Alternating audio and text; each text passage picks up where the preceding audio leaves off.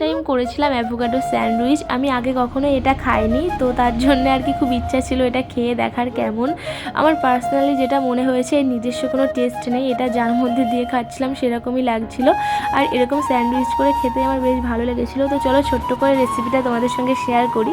এখানে নিয়েছি একটা অ্যাভোকাডো, আর তার সঙ্গে নিয়েছি একটা শসা, একটা পেঁয়াজ, টমেটো, আর নিয়েছিলাম একটা কাঁচা লঙ্কা। তার মধ্যে আমি অ্যাভোকাডোটা কেটে নিয়েছি, আর এটা কিন্তু একদম পাকা ছিল, তাই আমি এই যে প্রথমে একটু ফেটিয়ে নিয়েছি। আর তার মধ্যে নিয়েছিলাম 2 চামচ টক দই, তার মধ্যে দিয়ে দিয়েছি হালকা একটু লবণ। আর এই যেগুলো কেটে রেখেছিলাম টমেটো, পেঁয়াজ, লঙ্কা, শসা সবগুলো একসঙ্গে দিয়ে একটু পাতিলেবুর রস অ্যাড করে দেবো, আর তারপরে সব কিছু একসঙ্গে ফেটিয়ে নেবো।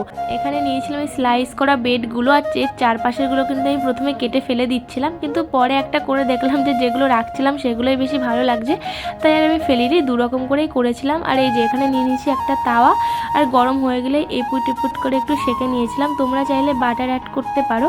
আমি যেহেতু সকাল সকাল খাচ্ছিলাম তাই আর বেশি কিছু অ্যাড করিনি, একটু মানে সিম্পলি রাখার চেষ্টা করেছিলাম।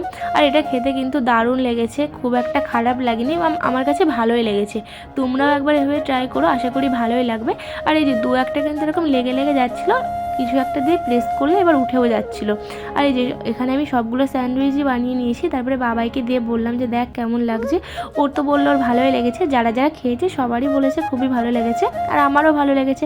তোমরাও একবার এভাবে ট্রাই করতে পারো, আশা করি ভালো লাগবে। আজকের মতন এই পর্যন্তই, টাটা।